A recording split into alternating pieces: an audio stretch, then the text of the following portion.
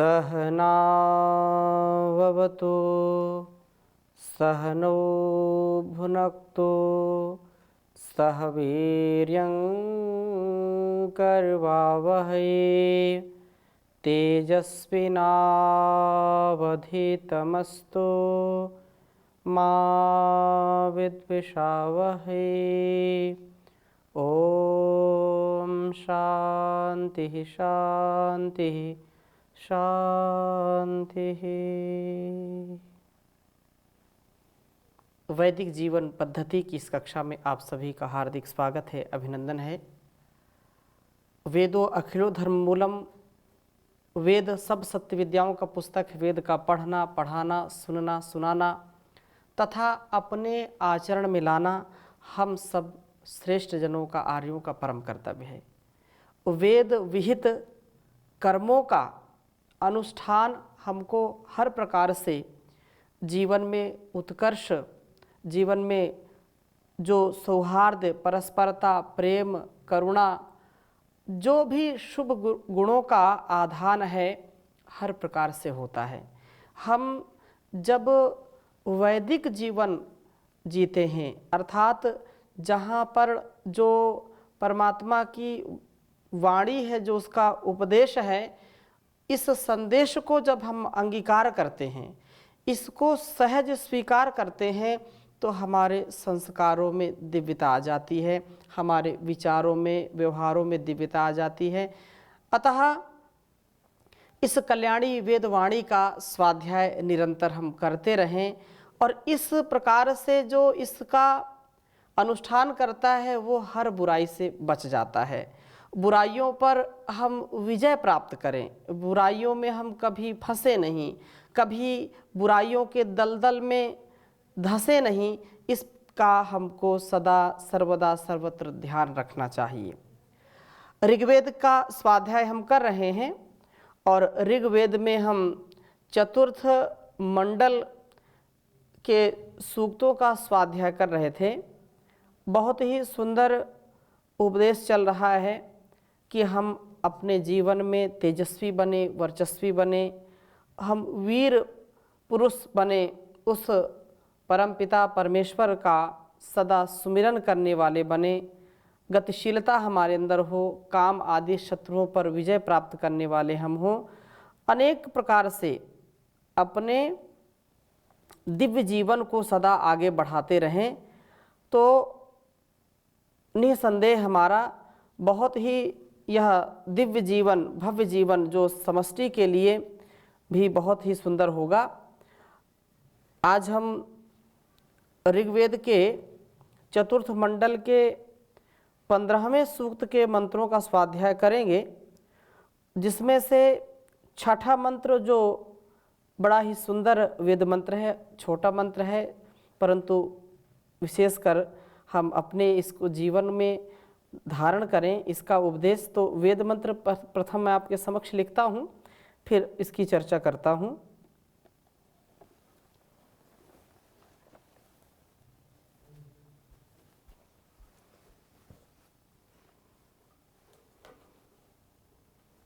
ओम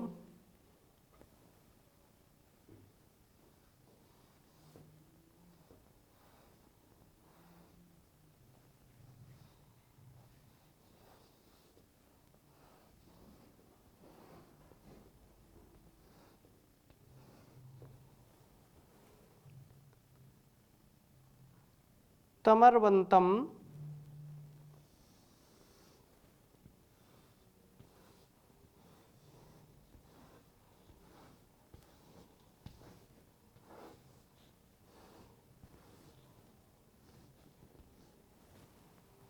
न सानसी मरुषम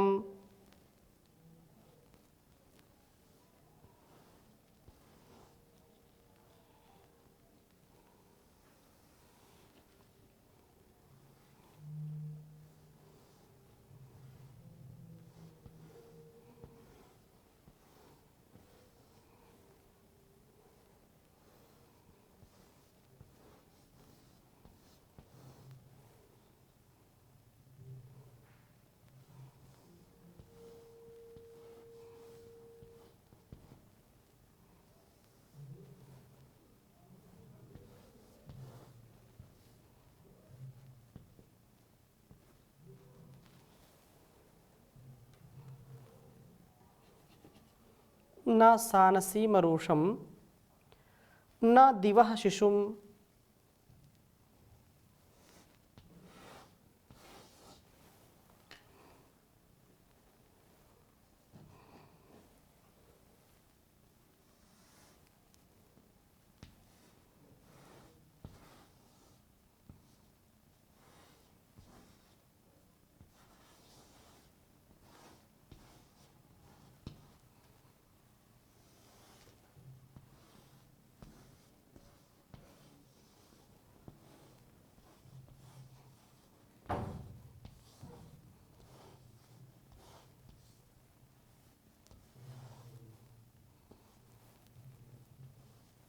न दिवः शिशुम।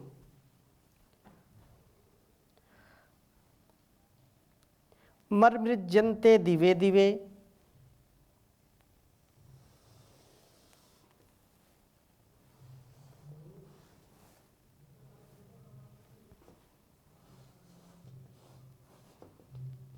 मर्मृज्यन्ते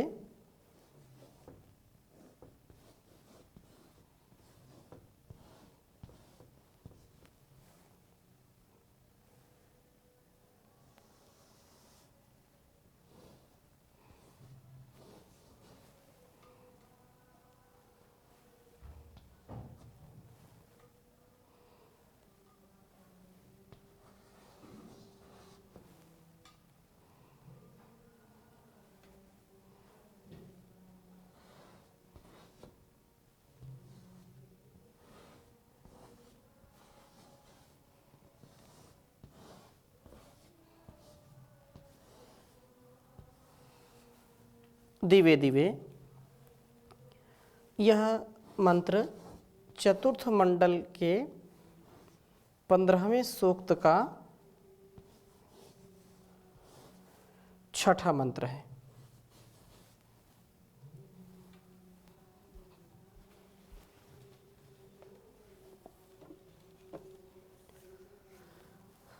ओम तमर्वन्तं न सानसी समरुषं न दिवः शिशुं मर्मृज्यन्ते दिवे दिवे। ओम तमर्वन्तं न सानसी मरुषं न दिवः शिशुं मर्मृज्यन्ते दिवे दिवे। वेद मंत्र का भाव बहुत ही सुंदर है। कहा कि तम उस अर्वंतम न शत्रुओं का संहार करने वाले की तरह, सानसिम संभजनीय दिवः शिशुम न अर्थात द्युलोक के पुत्र सूर्य की तरह, अरुषम आरोचमान उस प्रभु को उपासक लोग दिवे दिवे प्रतिदिन मर्मृज्यन्ते अपने हृदयों में शुद्ध करने का प्रयत्न करते हैं।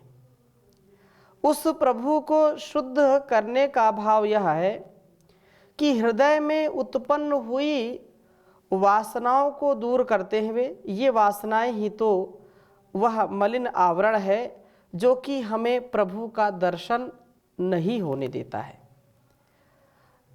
इस प्रभु का दर्शन होने पर वासनाओं का संहार हो जाता है और ज्ञान की दीप्ति होती है, अर्थात ज्ञान हमको और इस संसार को प्रकाशित करता है।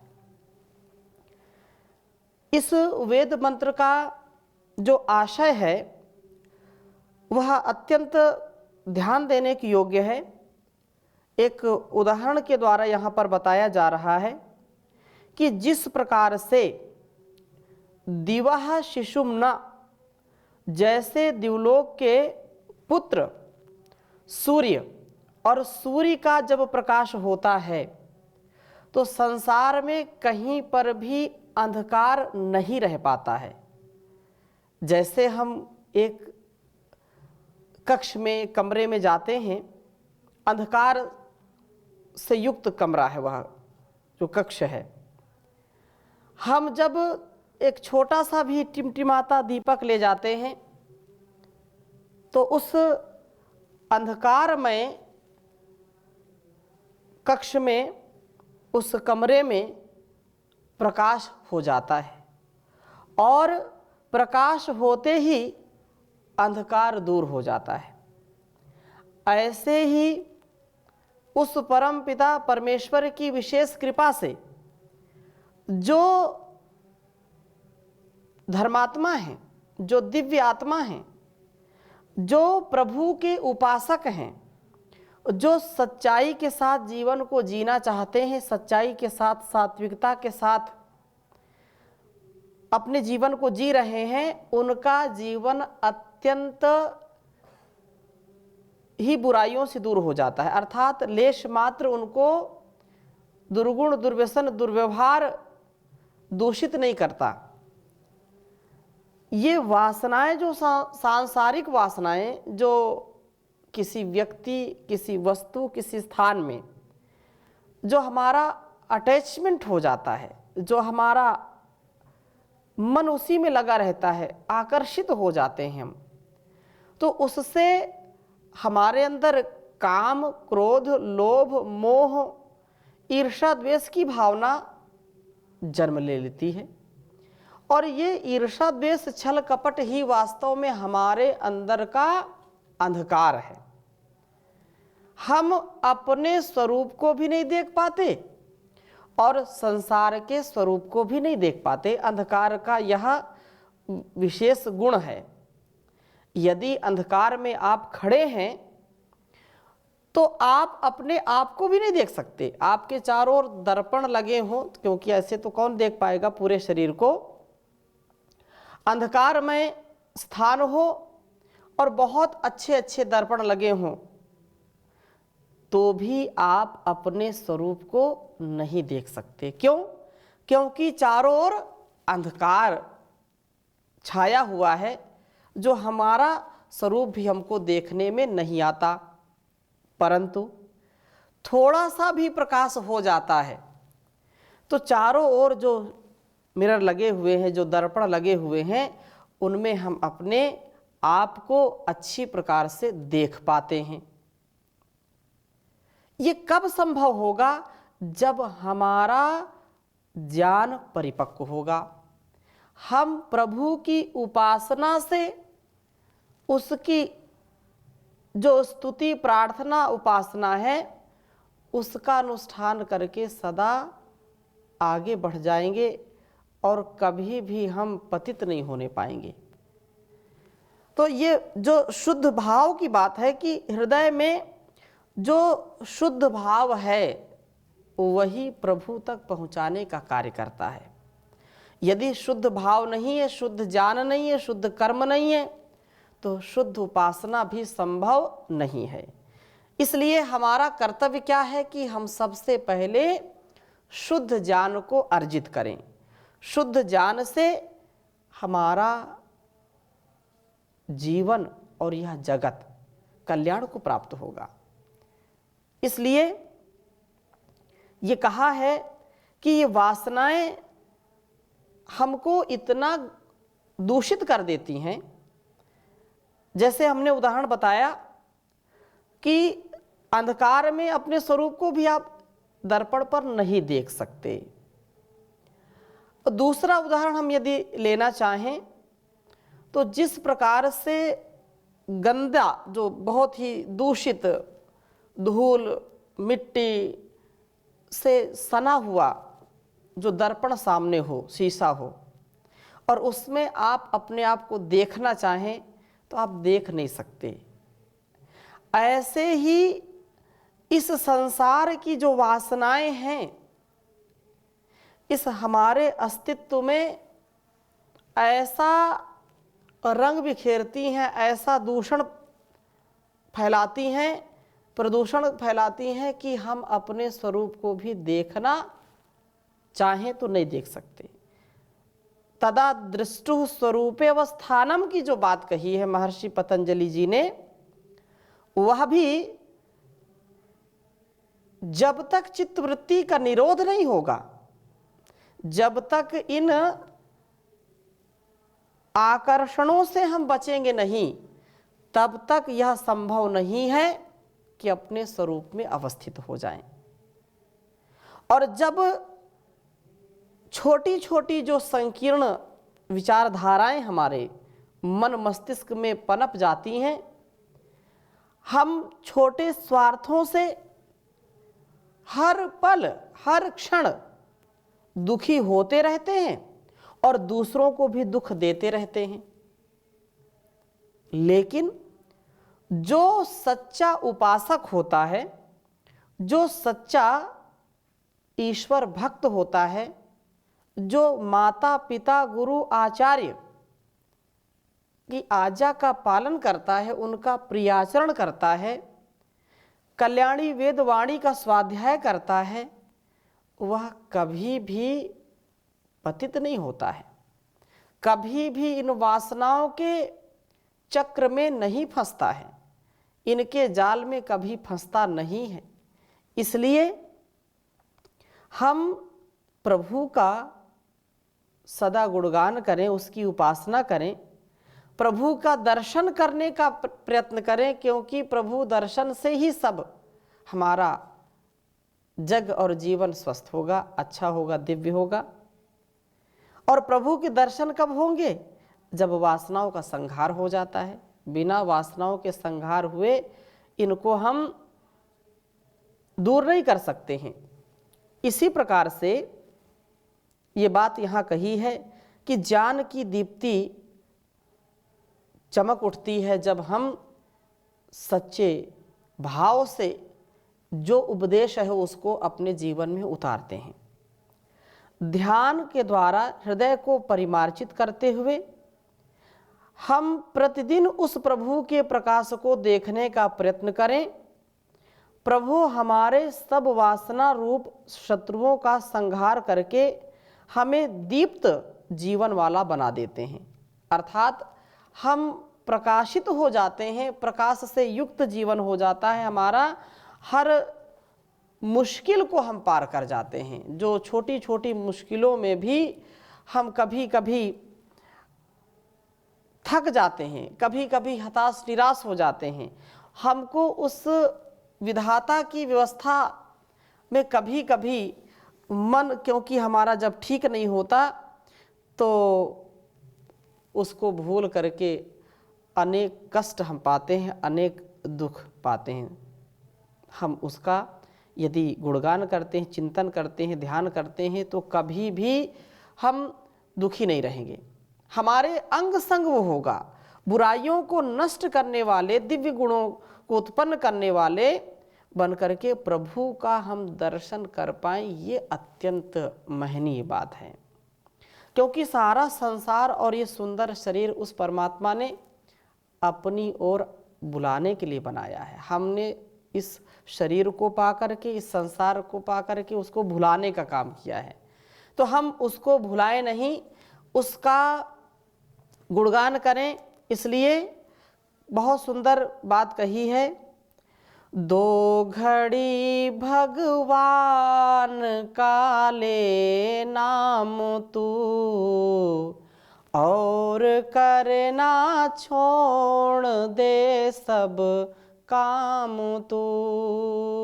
दो घड़ी भगवान का ले नाम तू, साथ ही कर यम नियम की साधना, दुर्व्यसनों को त्याग कर आराधना। शुद्ध मन से कर ओम आलाप तू, और करना छोड़ दे सब काम तू। त्याग दुर्जनता सदा कुविचार को, और अपना ले सदा सुविचार को। मार्ग कर शुभ ग्रहण अपने आप तू, दो घड़ी भगवान का ले नाम तू। और करना छोड़ दे सब काम तू। बात अंतर आत्मा की मान कर, बात अंतर आत्मा की मान कर, पाप की और पुण्य की पहचान कर, तो न कर पाएगा पश्चाताप तू। दो घड़ी भगवान काले नाम तू, और करना छोड़ दे सब काम तू। कर्म शुभ कितना अशुभ कितना किया, मित्र ऋण कितना लिया कितना दिया। दिल दुखा मत ले किसी का शाप तू, और करना छोड़ दे सब काम तू। दो घड़ी भगवान काले नाम तू।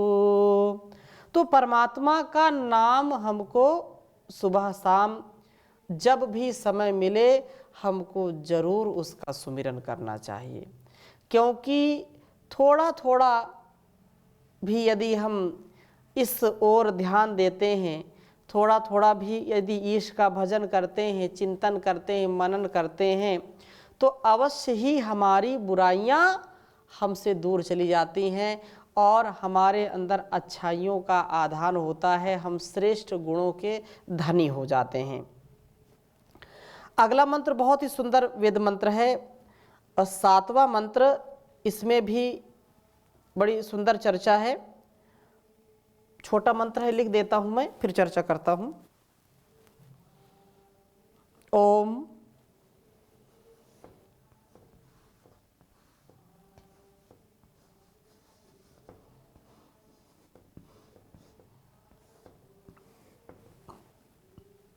बोधजन्मा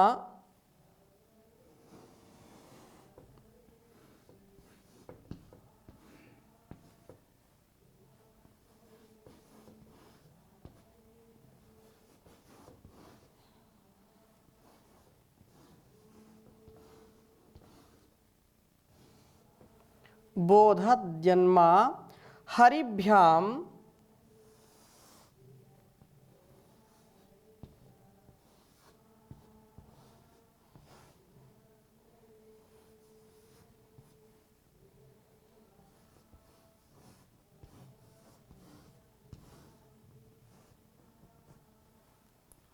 कुमारः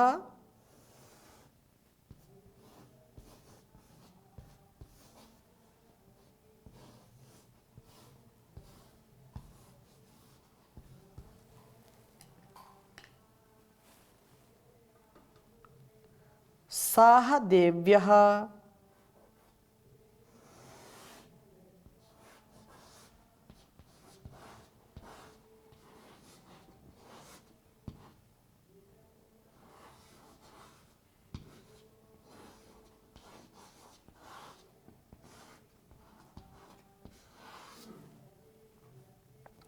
अच्छा न हूत उदरम।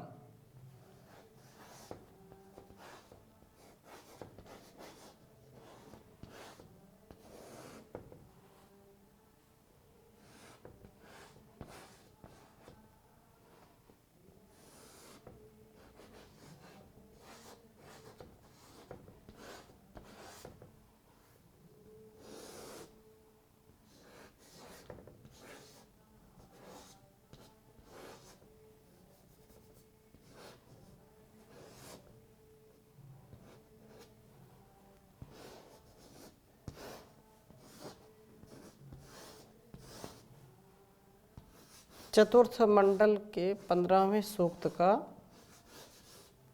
7वां मंत्र है यह। ओम बोधजन्मा हरिभ्यां कुमारः साह देव्यः अच्छानहूत उदरम्। ओम बोधजन्मा हरिभ्यां कुमारः साह देव्यः अच्छानहूत उदरम्। यह जो भाव इसमें है वेद मंत्र में कहा है कि जो पिछले वेद मंत्र में हमने पढ़ा था कि प्रभु के उपासन से, उसकी उपासना से वासनाएं हमारी विनष्ट हो जाती हैं और प्रभु की उपासना ही इन वासनाओं को छिन्न भिन्न कर सकती है और कोई दूसरा उपाय भी नहीं है। तो ऐसा जो वासनाओं को विनष्ट करने वाला व्यक्ति कुमार है, अर्थात कु अर्थात बुराई को। बहुत सुंदर बात कही है इसमें। कुमार शब्द और कुमारी शब्द प्रचलित है, सब जानते हैं कुमार किसको कहते हैं। किसी का नाम रख दिया राजकुमार, किसी का नाम रख दिया विनय कुमार, किसी का नाम रख दिया जो है विजय कुमार, अतुल कुमार, तो ऐसे ललित कुमार रख दिया किसी का नाम। तो ऐसे जो कुमार शब्द हैं, इन कुमार का मतलब यदि समझ लें तो कितना बड़ा इसमें रहस्य छिपा है। राजकुमारी किसी का नाम है, किसी का बहुत कुमारी। तो कुमार और कुमारी शब्द, कु का तात्पर्य होता है बुराई को और मार जो मारने वाला है, अर्थात जो अपने अंदर की बुराइयों को मारने वाला होता उसको कुमार कहते हैं। जो अपने दुर्गुणों को, दुर्व्यसनों को जो दूर कर दे वही वास्तव में कुमार कहलाता है।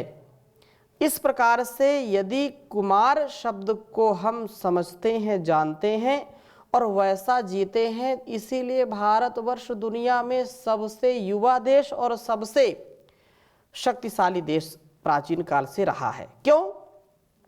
क्योंकि यहाँ के युवाओं में, युवतियों में वह जो ब्रह्मचर्य का पालन, वह जो अपने आदर्शों पर चलना, त्याग तपस्या करना तथा अपने निजी जो स्वार्थ है उससे ऊपर उठ करके, निज स्वार्थ से ऊपर उठ करके परमार्थ के लिए, परोपकार के लिए, सदाचार सद्व्यवहार के लिए, राष्ट्र की उन्नति और संसार की उन्नति के लिए सदा त्याग किया है, ऐसे भारतवर्ष के कुमार और कुमारी रहे हैं। तो हम ऐसे बने। तो अभी इस कक्षा का समय यहीं पर विराम हम इसको लेते हैं। ओम शांति शांति शांति।